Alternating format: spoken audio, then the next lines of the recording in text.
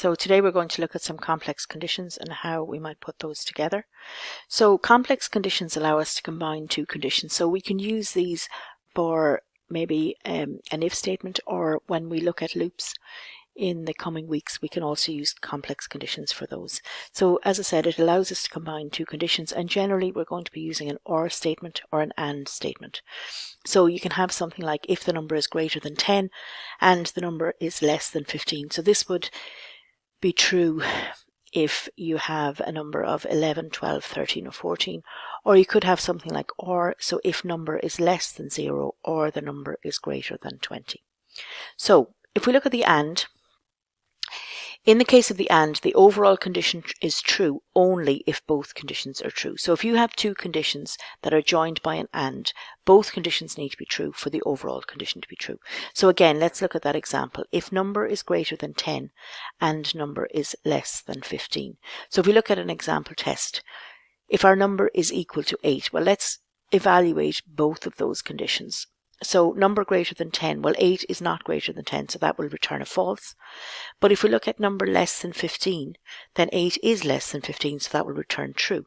But the overall condition will be false, because if we have if number greater than 10 and number less than 15, remember the and is only true if both conditions are true. So in this case, one of the conditions is false, so the overall condition will also be false. If we look at an example where the number is 12, so let's do our tests again. 12 is greater than 10, so that evaluates to true. 12 is less than 15, so that evaluates to true. So both conditions evaluate to true, and the overall condition will also evaluate to true. And then a final example. So we have our number is 18. So we check, is 18 greater than 10? Yes, it is, so that evaluates to true. But number is not less than 15. So 18 is not less than 15, so that evaluates to false. So again, in this case, the overall condition is true only if both conditions are true. One of the conditions is false, so the overall condition will be false. So that's the and statement. If we look at the or, we're dealing with a situation where the overall condition is true if either condition is true. So you don't have to have both of them. One of them, one or both, can be true. So we'll look at an example. If number is less than 0 or number greater than 20. So this is our complex condition using the or. So let's look at an example. Well, if our number is minus 4, so is minus 4 less than 0? That evaluates to true. But if we check minus 4 greater than 20, that evaluates to false. But in this case, because they're joined by an or statement, then we need to check that only one of them is true. So that the first one is true, so the overall condition will be true. If we look at 12 here as our number, so is 12 less than 0? Well, that's false. Is 12 greater than 20? That's also false. So both are false. So in that case, the overall condition is false. And then finally, if we have 26 here, 26 is not less than 0. So that gives us a false when we check number less than 0. But 26 is greater than 20, so that evaluates to true when we check number greater than 20. So then the overall condition is true. So we'll have a look at a project that uses an and an or, and we'll look at how we can code that in the microbit. So let's code those two examples.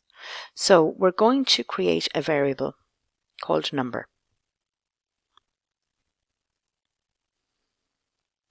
And then at the start, we're just going to set the number. And in this case, we're just going to set it to 8. So the first one I'm going to do is I'm going to go into logic and I'm going to bring across if else.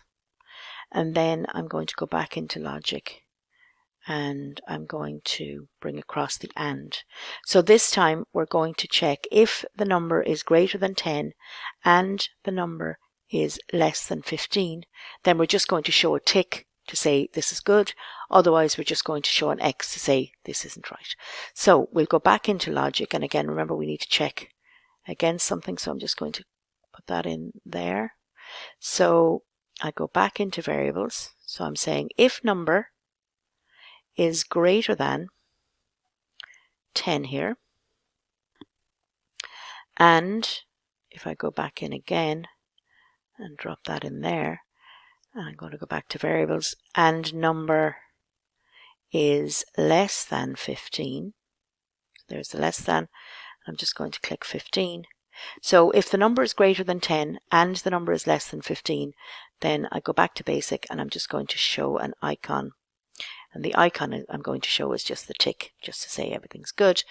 Otherwise, I'm going to show the icon, which is the X.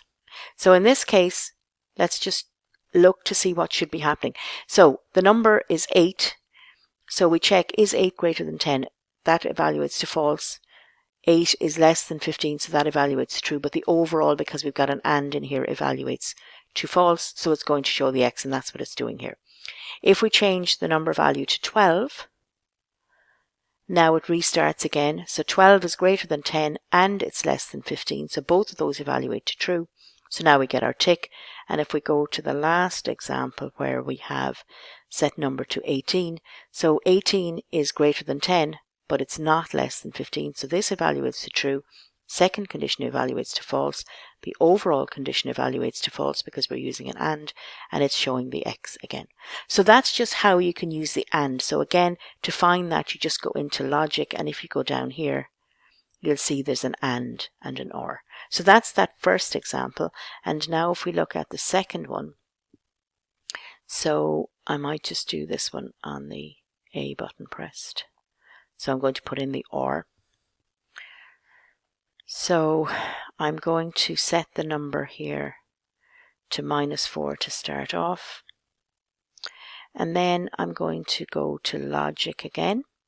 I'm going to do the if else. So here I'm just going to pull that across, put it in under there. So this time I'm going to construct an or statement.